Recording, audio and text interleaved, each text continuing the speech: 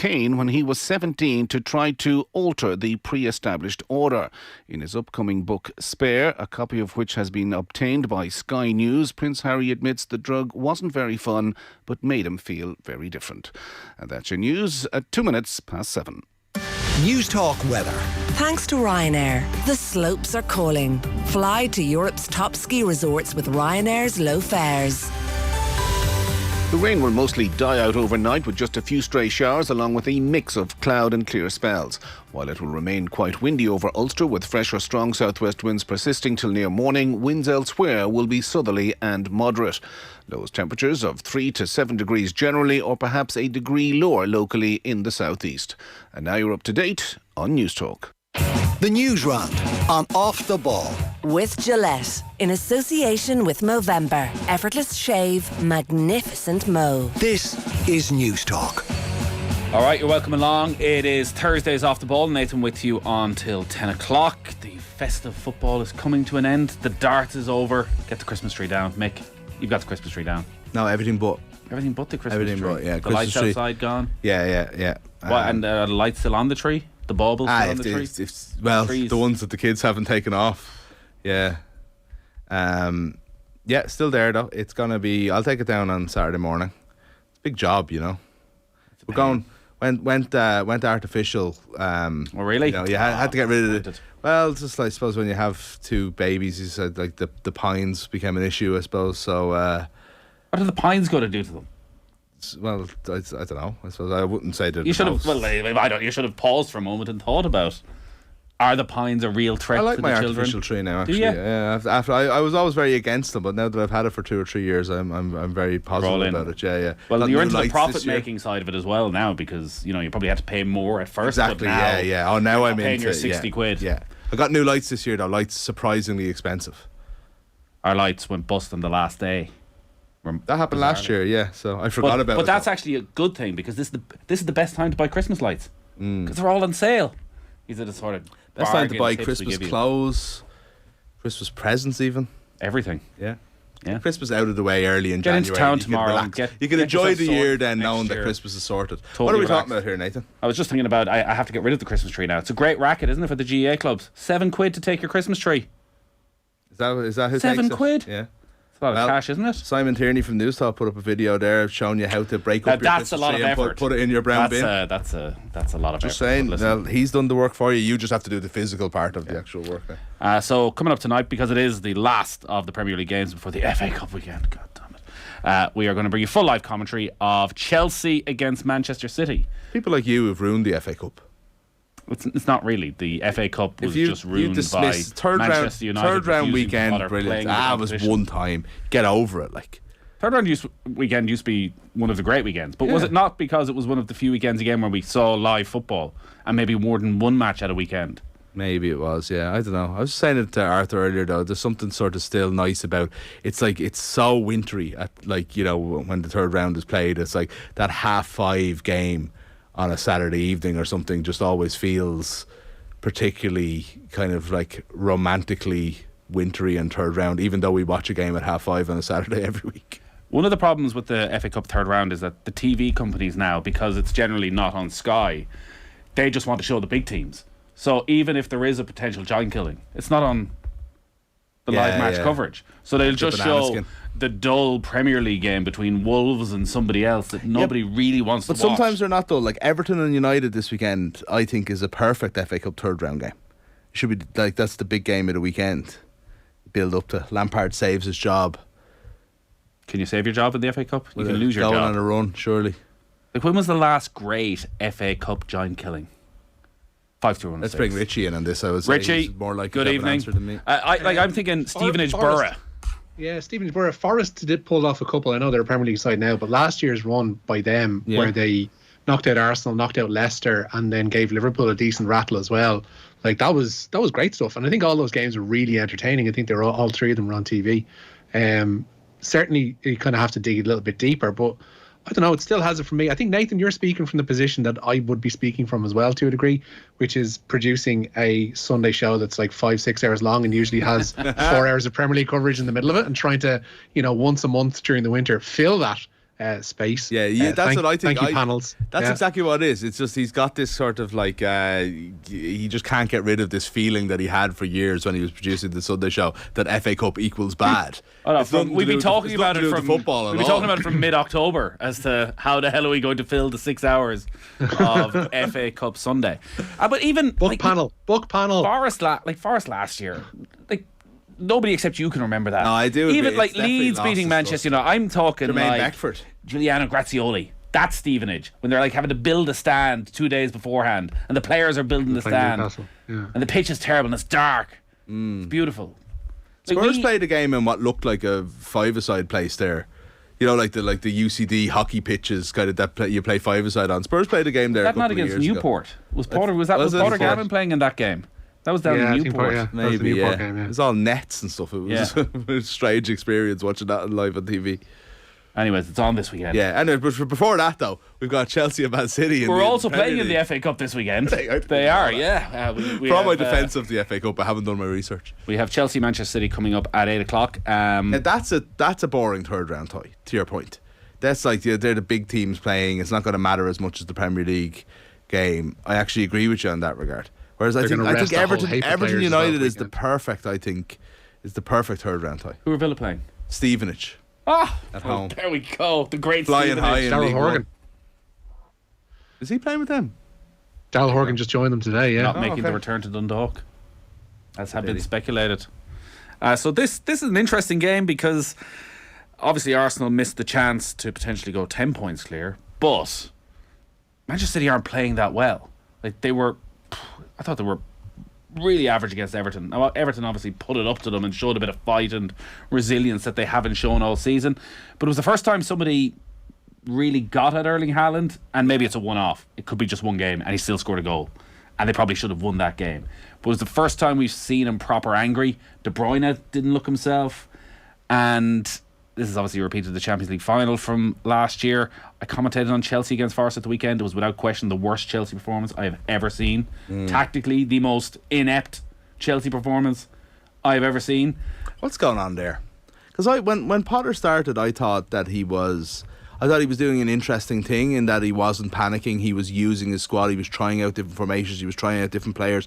I was actually really impressed. I thought that showed a lot of composure and calm and faith in his own ability, that he would find that he would like learn what he had at his disposal over time.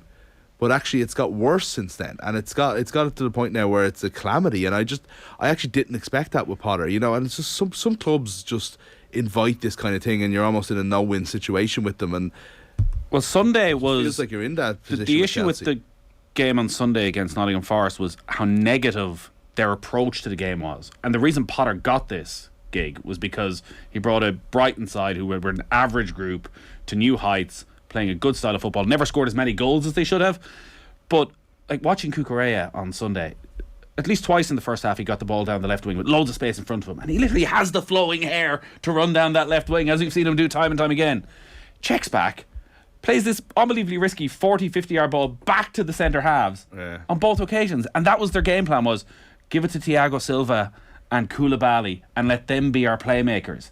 And like Nottingham Forest were 1-0 down, they're there for the taking, they're conceding a huge amount of goals, and Chelsea never pushed on or looked like they had the confidence to push on at all. And part of the problem is you look at their 11 again tonight, and it's a group of players who've been brought in by 4 or 5 different managers at this stage, and none of those managers are Graham Potter.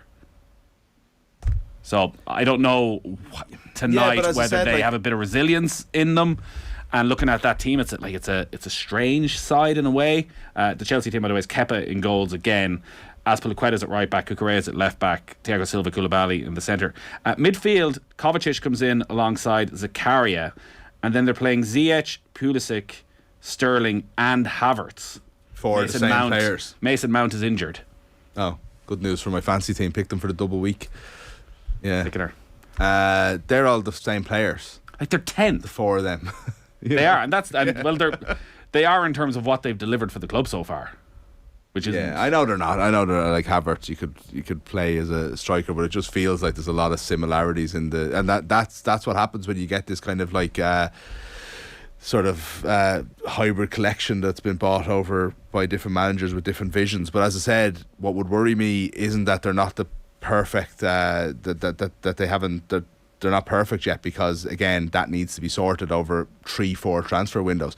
But it's the fact that they're getting worse rather than better. When he was doing all that experimenting at the start, he was playing all the different formations, all the different players, and he doesn't seem to have found it. In fact, whatever it was that they found, they've actually gone backwards from, and that would be a concern for Chelsea. And look, also, how trigger happy is Bowley going to be versus Abramovich? Like, it was, we'll give him time. Don't worry about that. Don't worry about that. It's easy to say that when you're appointing a manager and you have those intentions. When you slip to 10th in the league, it becomes very different.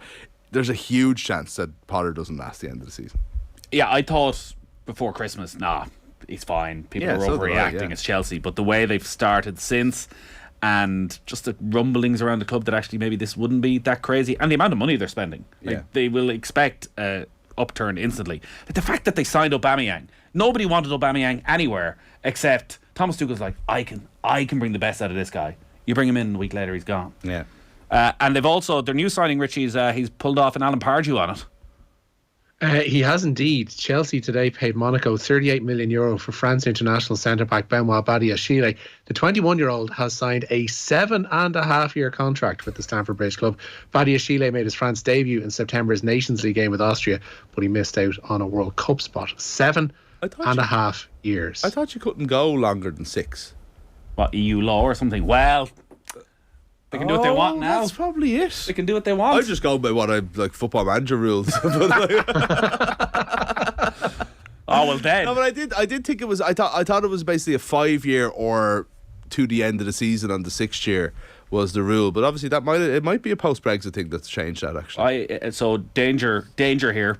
One of my children got an Xbox for Christmas, and Football Manager is on the Xbox, freely available to play. And I think I've discussed this before, how I had to get my wife to physically break my Football Manager copy in front of me about 10 years ago, because it had got to the stage, obviously working in this profession, I was starting to get confused between what was real life and what was happening in my Football Manager game, and I'd be really annoyed at a certain player who had let me down, and I'd be bringing that up, like, he's in terrible form, he hasn't scored in weeks. Gonna have to sell him. I bought Football Manager for the first time in about 10 years, a year and a half ago. It was the summer. My wife was watching Love Island. It turns out that's on all the time. It's on like every night for 6.5 months or something. So I sort of said, right, I don't want to be like the antisocial person, go into the other room and like play the PlayStation. So I'll get Football Manager, play it there, like, and sort of be in the same room.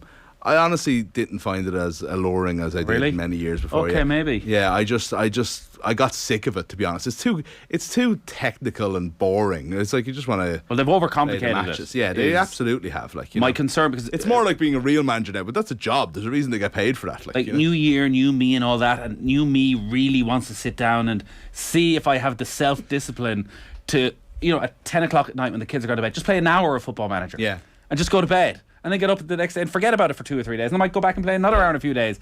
Whereas I have to be honest, all I need is this kind of conversation. I'm very tempted to go and buy it tonight. I'm like tomorrow morning, and I'm half online, but I'm also playing Football Manager. I won't know the players. Like whatever happened to Osamba. Oh, the cheat codes almost. Yeah. I don't know them. I'll go all the way back. I'm so to tempted, but I'm resisting. Maybe February I'll start playing. Maybe.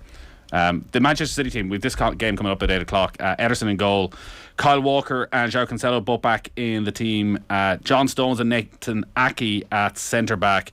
Then in midfield it's Rodri, Gundogan and De Bruyne and Bernardo Silva and Phil Foden back in the side as well, either side of Erling Haaland. It's a pretty good team, isn't it? It makes a little bit more sense than Chelsea's team, I would say, as well.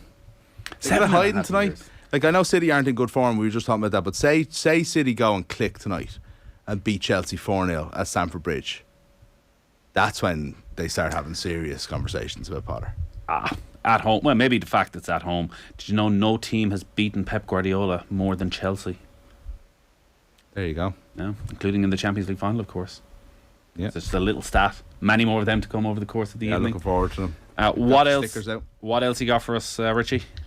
24 hours after his impending move to Edinburgh was confirmed, Ben Healy was named to start for Munster against the Emirates Lions tomorrow evening at Musgrave Park. He replaces Jack Crowley at out half in one of 6 changes from last week's narrow win over Ulster. Rory Scannell comes in for Antoine Frisch in the centre. Liam Coombs replaces Keith Earls on the wing. The other alterations are all in the pack, with Josh Wycherley, Dermot Barron and John Hodnett in for Dave Kilcoyne, Niall Scannell and the injured Kieran MacDonald. Gavin Coombs makes the switch from number 8 to the second row. Speaking ahead of the game in Cork, Shane Daly says he's just one of the players revelling in a newfound freedom under Graham Rowntree.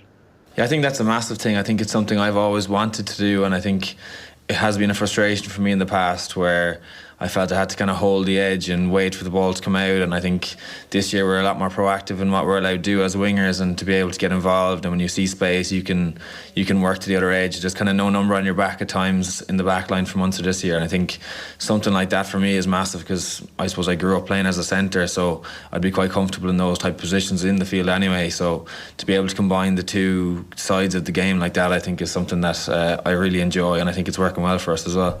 Reports today that Ben Healy could be in the Scotland squad as soon as the Six Nations. Adam Hastings isn't going to be a part of the Scotland squad. He suffered a shoulder injury, and Ben Healy may go straight in. He needs a release. Munster needs to actually play ball on that front. They could actually play hardball with Scotland and say we're not releasing this player because he's not under contract to the Scottish Union yet. You don't have to look at the Six Nations? Outrageous. It's basically it's a case by case basis if they're playing outside of your jurisdiction. Like obviously everyone from an Ireland perspective is going to be released by the provinces, but if you're playing abroad, that's when it becomes a bit tricky. Does it not take a little bit longer to transfer? Like, I mean, he hasn't under 20 Grand Slam game where Ben Healy played for Ireland. I know he is Irish. Like, I mean, I know he hasn't played a senior game, but surely there's a process in transferring your country as a professional player. Maybe not. If he hasn't played at senior level. Yeah, sure, I know, but at the same time, say in football, you don't have to have played with senior level to be registered to a country, and you have to go through a process to switch it. I know in rugby it's slightly different. And given his ma, he might already have a passport, we don't know. So that would make him obviously qualified as well. So you mentioned Gavin Coombs there playing in the second row number. I was trying to think, is there any, I know it happens with like 6 and the second row a lot, but switching from number 8 to the second row is an interesting move that I don't. Paddy Johns doesn't happen all that often. Paddy Johns is the only player that I can think of that would have done that. Played number 8 earlier in his career for Ireland, then played in the second row more. But it's definitely a rarity that someone could be that dynamic. 7.5-year deal is due to lower amortisation for FFP rules. That's according to a Jessica Fletcher fan account on Twitter. Jessica Fletcher fan account. Is that a real Jessica Fletcher fan account? Which does make sense, because I was thinking this is a real Todd Bowley that I didn't understand. Amortisation. Okay. Correct. Yes. The romance of slowly football, but surely the value declines. You know. Okay. Right. But it did initially definitely sound like a madcap Todd Bowley. That's what they do in idea. NFL a lot, like where you would have a kind of a 4-year contract or a 5-year contract, but that the cap hit might come in early in the years or so whatever, so that then they can just release the player later on for less of a hit. Sham is watching us on YouTube. He got sacked from his old job because he got caught playing Football Manager one too many times during working hours. The addiction was real, but it was worth it to see Luton Town win the Premier League. See, I kind of feel that as well. Like, it's cost me in a lot of ways in my life, but at the same time, I also really enjoyed it. Yeah, I don't know. Maybe I would have had a more successful time in college, but I think I regret picking AFC Wimbledon as my team that I tried to rise through the ranks the last time I got it. I just it was a bit boring. It was too low a level. The Newsround brought to you with Gillette Labs for an effortless finish to your day. Frank Lampard, a lot of speculation about his future. Any movement? Yeah, he says he's had private conversations with the club's owners after Everton slipped into the Premier League's relegation places this week. There has been speculation about Lampard's future following that 4-1 defeat at home to Brighton that saw them boot off at Goodison Park. But Lampard today insists maintaining their top flight status is a challenge that he remains up to. No, I've never and would never seek reassurances. There's a part of my job is absolutely to focus on the job in hand, day to day, game to game. And that's an absolute reality of it. I don't need reassurances. Come to work to try and improve a little bit every day. Myself, the team, the squad, and everything. So I'm not hunting around for any reassurances. No, I'm not silly. We need to get results. We want to stay in this league. That's the first thing this year. We've just slipped into the bottom 3. That's not my major concern, and I'm not talking away from that. I'm just saying when we win and around this area, it's a reality. If we win our next league game, we'll be out of the bottom 3, probably. So those are just part of the process for me, and I can't affect anything other than that. My point being that I think I was very aware of what I came to in this job. I want to be a success at this club, and whatever challenges that come, I'll take them head on. And actually enjoy them. I enjoy working for this club. It's a real honour for me. So I've got no. That's why my previous answer was I don't need reassurances. I don't need these things. I'm a big man who's working for a great club, and I'll keep doing it. Oh, there's a lot in that, isn't there? I'm a big man. He definitely needs reassurances. That sounds to me like he needs reassurances. I like the win the next game. We're at the bottom 3. I think Probably. Maybe. Doing a lot of heavy lifting there, yeah. it's a poor team. It's really Brutal. Isn't bang it? average Like, you know, side. like, I mean, Lampard is responsible for that as anybody else, but just looking at, like, you know, relying on players like Damari Gray, and you're thinking, like, that's not a high enough level for where they want to be, you know. Not for him to be as big a player for them as he is. It won't be playing in midfield, you know. Well, how many good signings have they made over the past 5 or 6 years? From the first 3 years of those where they spent bucket loads of money. Yeah. Richarlison is the one signing, and they saw Dominic Calvert-Lewin really emerge as a top striker, but then picked up an injury. But aside from them, it's hard to pick a single Everton player who's really Patterson got any looks sort good, of a but level. like, I mean, he's not like a game changer or anything like Luka that, you Dean. know. Yeah, Luka Dean. Well, Take a step down then. Villa don't even want him now. anyway, are we moving Villa a on? bigger club than Everton. You were upset earlier. You were talking about the top 6, and you feel that Upset. you feel that Villa. You get upset by Tottenham I because don't get upset you feel by them. that We were Villa saying are who on that level. we were saying who are the most inoffensive of the top 6 teams to those who don't support them, and you said surely it's Spurs, and I was saying it's not Spurs because they have that like delusions of grandeur attitude about them that they think they're bigger than they are, and then you translated that into somehow me being jealous of them as streaking ahead of Villa. They have struggled. They are a bigger club than Villa by virtue of what they've done in the last 15-20 years. I think that's fair. Show me your European Cups. Well, no, they don't have one of them. Sebastian Chabal also played in the second row as well as number 8. Well, that's fair. Yeah, it's a good shout. Come on, lads. There's Seabass. so many clubs and fans in England who benefit from the FA Cup. It needs to be respected for what it is outside of bombastic Premier League. Put some respect on the name of the FA Cup, the Emirates FA Cup. I get all that, and obviously there's a huge benefit for those smaller clubs who get their big day out. But it's still not what it Stevenage coming was. to mighty Villa Park this weekend. Yeah, but that's not like the buzz of that weekend when Stevenage played Newcastle in I remember that, 97, yeah. 98. Yeah. Like, it was all over every news bulletin. This is like, Alan Shearer oh, and Ian Rush, I think, up front for Newcastle that day. hell. Nil all That draw. Newcastle time was a strange period. We got time for a couple more stories. Richie, what you got for us? Yeah. Sligo Rovers have signed Estonian international Bogdan Vasjuk. The attacking midfielder signed a 2-year deal with the option of a third. Vasjuk leaves Polish top-flight side Stal Mielec, while Aaron Connolly has been pictured training with his prospective new Hull City teammates.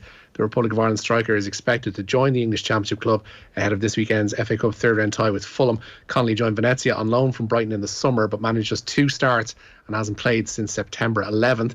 Dave Harrington has joined the ex-League of Ireland contingent at League One side Fleetwood. The goalkeeper kept 17 clean sheets in 33 appearances for Cork City last season. Fleetwood is already home to former Bohemian striker Promise Amasher and ex-Waterford man Phoenix Patterson. Rory Feely, meanwhile, has left Bohemians for English League Two side Barrow. The defender signed an 18-month contract there, having spent the last 2 seasons with Bows.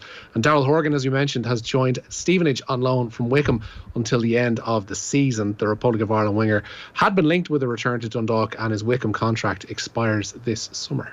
Can't believe you didn't mention that the golf is back. Tournament champions Hawaii. It's the beautiful time of the year. Won't finish till 4 o'clock in the Power. morning. You could combine. He's playing, yeah. Rory's skipping Yeah. it. Shane Lowry's skipping it, but Seamus Power's playing. I couldn't Sunday night combine a couple of hours with Football Manager to bring me through to the end of the golf at about 4 a.m. Maybe. Sounds like a good weekend. Yeah, not too bad. You enjoy your weekend, Mick. Get that That's it. Christmas tree down. Get I'll it be back here up tomorrow, into the- like, you know. Yeah. All right. It's really annoying when people do that. Richie, you'll also be here tomorrow, but enjoy your weekend nonetheless. Yeah, I'll be plugging away in the background. Cheers for that, Nathan. John Giles coming up at 7:30. We got live commentary of Chelsea against Manchester City as well. But right now it's time for the cash machine. Your chance to win big. News Talk's Cash Machine. So somebody missed Barry's call earlier today, which means we have our first rollover of 2023. If you've entered since 5 o'clock yesterday, you're still in to win, but you must know today's amount. 30,324